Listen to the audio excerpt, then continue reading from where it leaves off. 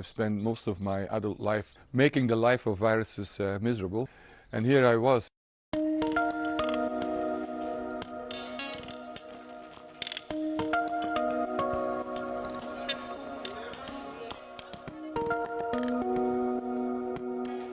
Fever, splitting headache, muscle pain, and total exhaustion.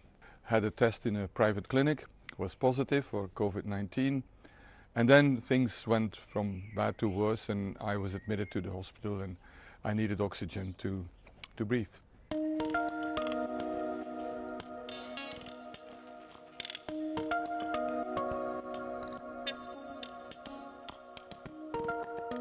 Was it strange for you being on the other side? Obviously with Ebola patients, it's the same thing. They can't have family in, you can't touch them, they're kept aside, they're cared for by medics with full personal protective gear on. Was it weird for you being a patient sort of in that quite helpless situation? You really don't know how long will I be here, will I end up in the intensive care unit, when can I go home? I'm a physician, but I became a patient. You know too much in a sense, and particularly you know what can go wrong. I've seen people dying. We went to West Africa and saw that how a patient can't even imagine how the doctor looks like because you're fully covered up, and that was a bit the same thing, when I saw some of the doctors. I mean, rightly so, they're in full protective gear, and I had to think about them and how they died. Just totally by themselves. The loneliness is a very big burden on this disease. When I came home, seeing my wife was extremely emotional. On both sides, and I started crying. I mean, that's when the whole everything came out. I felt I could let myself go. This is a very nasty virus, and I myself underestimate what it can do to the body. When I developed my headache and fever and so on, I thought, okay, in a week or so, it'll be fine. This is just a really bad flu. And I was wrong. It can attack any part of the body. We know that for sure. And it can cause long-lasting problems. People like me have been giving talks for years that a big epidemic was going to come, a big one. And the catastrophic scenario was something that is respiratory transmitted and that has a high mortality. We've said this is going to happen, and the world did not prepare for it.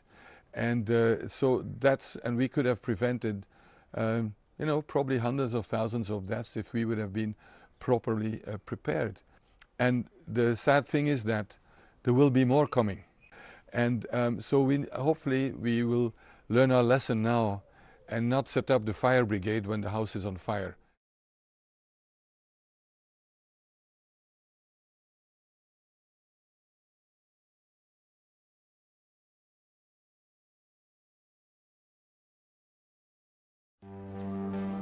This is not the last of our pandemics.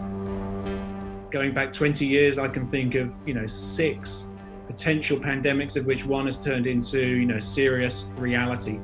So it's really essential that we get onto this in advance, and we go out there and we try to find these pathogens before they find us.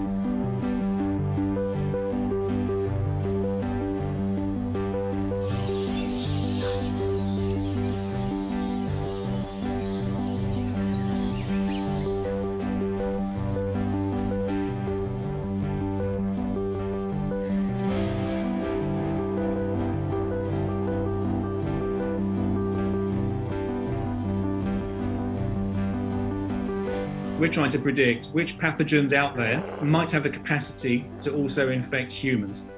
We have this very large data set that we've accumulated over years of thousands of pathogens and thousands of hosts. We are able to then write certain algorithms helping us to identify an animal pathogen with the potential to also infect humans.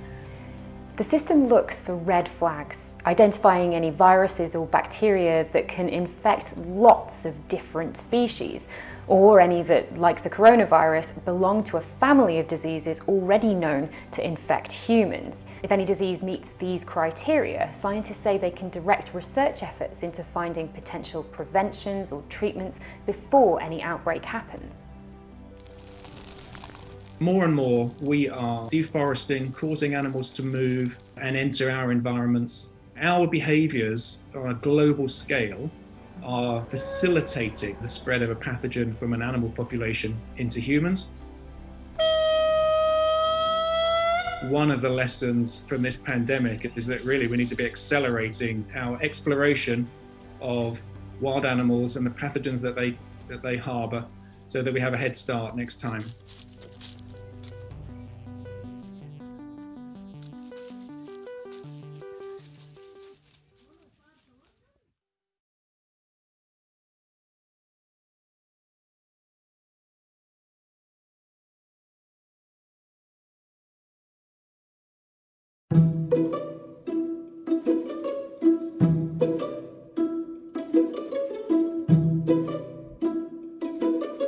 I'm Caitlin Henderson, one of the spider zookeepers at Queensland Museum.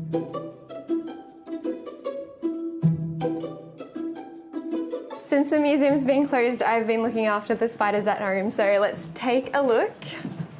This is us. Welcome to Hotel Arachnid. It's a bit cramped, but the food's pretty great.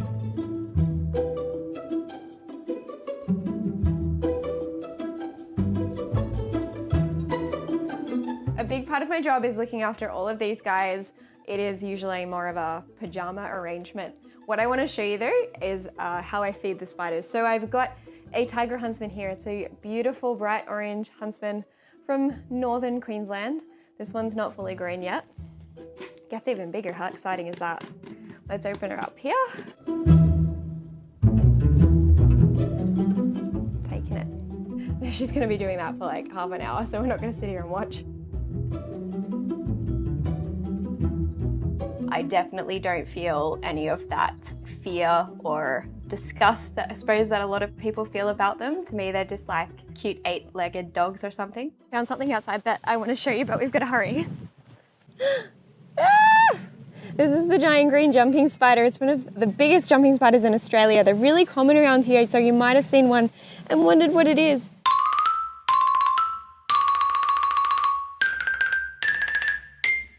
The first date I had with my boyfriend, I threw a spider on him just to check. It was an accident, I'll just say that. And he was very calm, so you've got to vet people.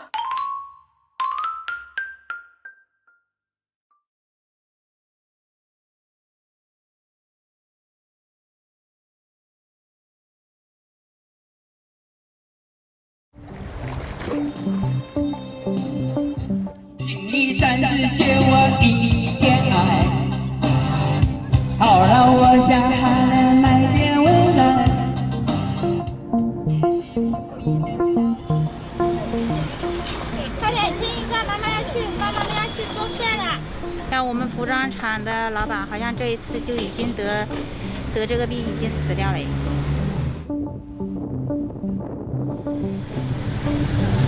让我去搜了，不能占到经营。我们在疫情当中，我们怎么来经历生态、遇见生态？赞美他又不能给你生活的带来么事好处，么事的。带来好处你不知道，我跟你说，是不知道。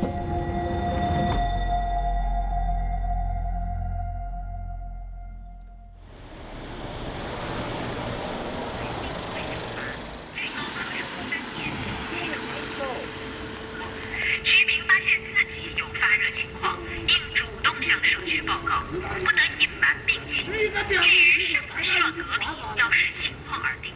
发热患者有防控有可能影响规范个人行为，否则将触犯法律，甚至招来牢狱之灾。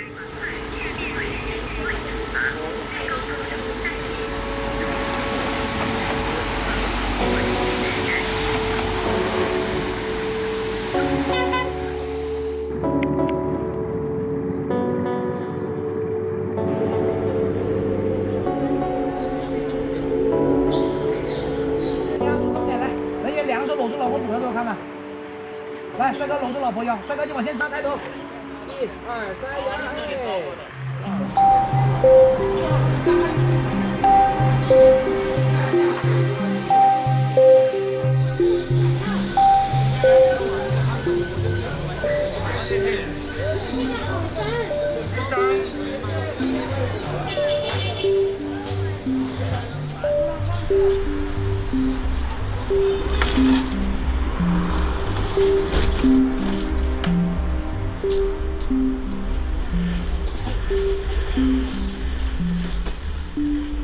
在这里做花做了有7、8、30年了。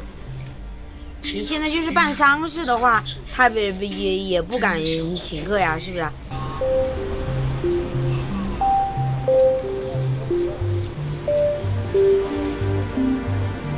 还没吃。好。解封以后，你最想做的事情是什么？我是卖花的，我就卖花吧。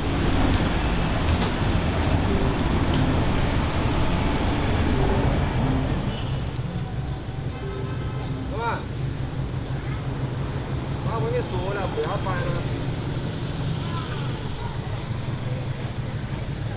那让我去收了，这还越来越多了。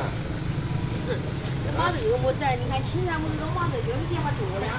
你白天你起诊走，我们人都封了的，我没法，我只是你懂那我意思吗？我就是想处理它，晚上我自己那个是怎么办了的东西。但是不能占到经营噻，不能占到经营，好吧？那真是的。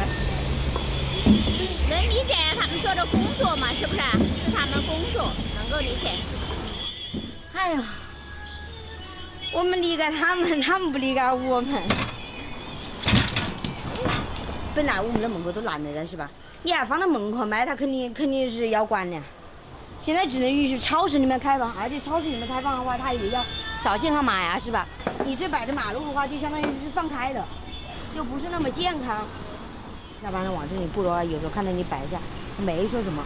他说你要摆5点半钟以后摆，就是那个人那2天，天天一来看到你，他就不摆。你看正满那个时候都7、8点了，晚上了他还管你。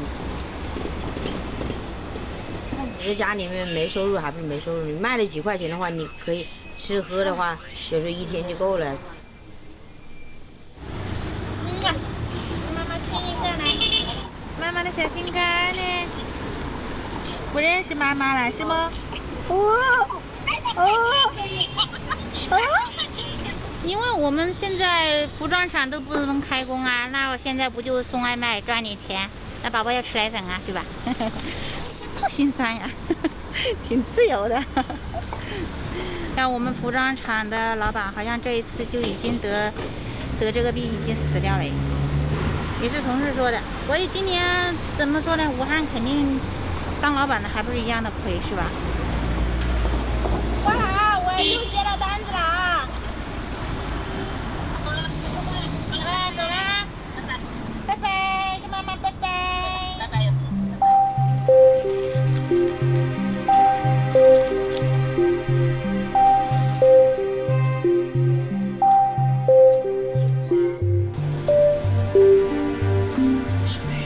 你看我们摆的这么汉堡稀饭呢，我们起的稀饭，然后炒2个菜。我们在疫情当中，我们怎么来经历圣诞、遇见圣诞？我们尽情的分享一下，好吧？由于时间的关系，每一个人简短的分享，一个一个来，好吧？我们都不能出门，我们不能到哪里去，我们都在手机上面搞。他就觉得有这些姊妹、兄弟、朋友的话，在一起分享一下生活呀什么的，它是一种乐趣。你感谢他么事嘞？感谢他，赞美他了，称颂他了。赞美他，他又不能给你生活了带来么事好处么事的。带来好处你不知道，我跟你说，是不知道。也不，这是一个信仰，也不是说给你带来什么好处，只是得到一种心理安慰。怎么说呢？主啊，请你保守我们，带领我们，你赐我们聪明智慧，赐我们能力和刚强，让我们不致软弱，刚强壮胆，顺着你的标杆直走。主啊，你的爱总是不离不弃，让我们相聚在这里。主啊，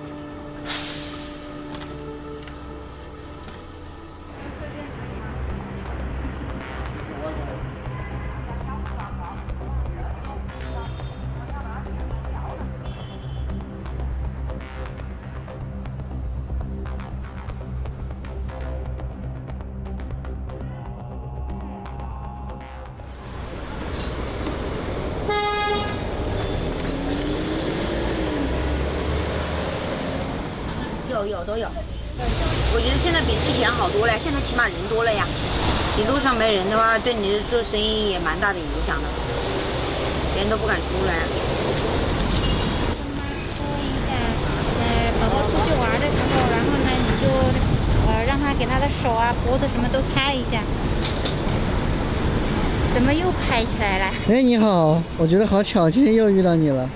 你跑的这一段时间，感受怎么样啊？辛不辛苦？还挺好的呀，不觉得特别辛苦。我看到你最直观的感受就是人变黑了。想赚钱的话，那变黑是肯定的，是不是？在外面跑的都是这样子，又不是说是在室内做事儿。忙了啊！好，再见。自己在路边站着，注意安全啊！好，谢谢。拜拜。拜拜。当警戒的，跟主啊，你用保血遮盖会场。如果这天气热的话，白天守着没什么生意，晚上守一下的话，守的各办2个生意的话，一天的生活费啊就顾到了。家庭这些状况嘛，是影响，我是有点影响，所以说是的，信主就是要信到里面去，要好好的信他，好好听他。你若纠缠罪孽。